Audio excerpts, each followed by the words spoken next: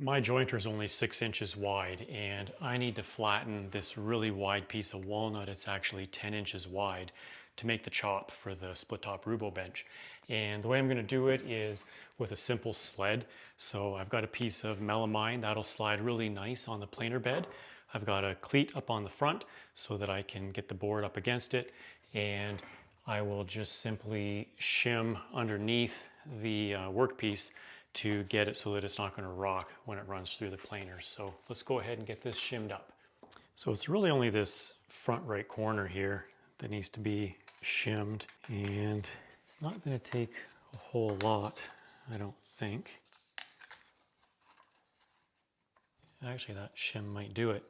And then we're just going to hold that in place using some hot glue, actually. And I'm just waiting for my mom to come and bring me her hot glue gun. She does some crafts, and she actually just made me a wreath for my front door. So I'll show you a little clip of that right now next. But yeah, that's got it. That's stable. Yeah, so my mom does a lot of crafts, and she did have a nice fall wreath that I've had on my door for years, just all seasons, but it finally fell off, and some of the things that she had glued and wired on just started to disintegrate. So she made me this summer one. Got sunflowers. I don't know what these white flowers are, but we got birds and frogs, butterflies. I think it looks pretty good for a summer wreath. Let me know what you think in the comments. Well, I've got the glue gun now, so we're gonna tack this in place. Not gonna tack too heavily.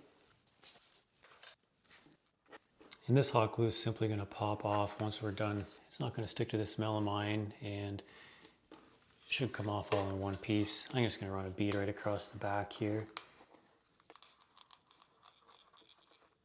And that should do it. Let's run this through the planer.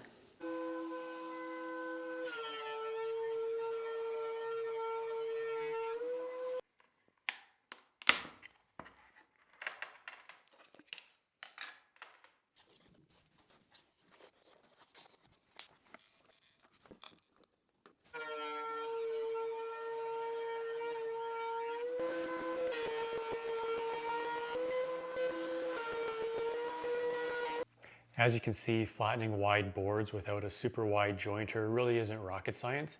You just simply need to have some kind of a carrier board to use as a sled, like melamine or maybe some MDF, something that's got a nice stable thickness that you know is going to be flat, especially when it goes through the planer. Now you do have to pay attention when you shim those boards on that sled to make sure you've used enough shims to make sure that the workpiece is well supported from underneath. If not, when the board goes through the planer, the feed rollers are just going to compress it, and you're going to get a wavy board. It won't be flat. So you got to make sure that the feed rollers can't compress that board or deform it as it goes through the planer just simply by using enough shims. But if you do that, you can certainly flatten a nice 10-inch board like this piece of walnut that I'm using for the chop on my split top Rubo bench. I've actually went ahead and laminated it so they're both together now. And in a future video, I will show you the Rubo bench build. So make sure to subscribe to my channel, hit that thumbs up, give me a like, hit that notifications bell, and until next time, go build something beautiful.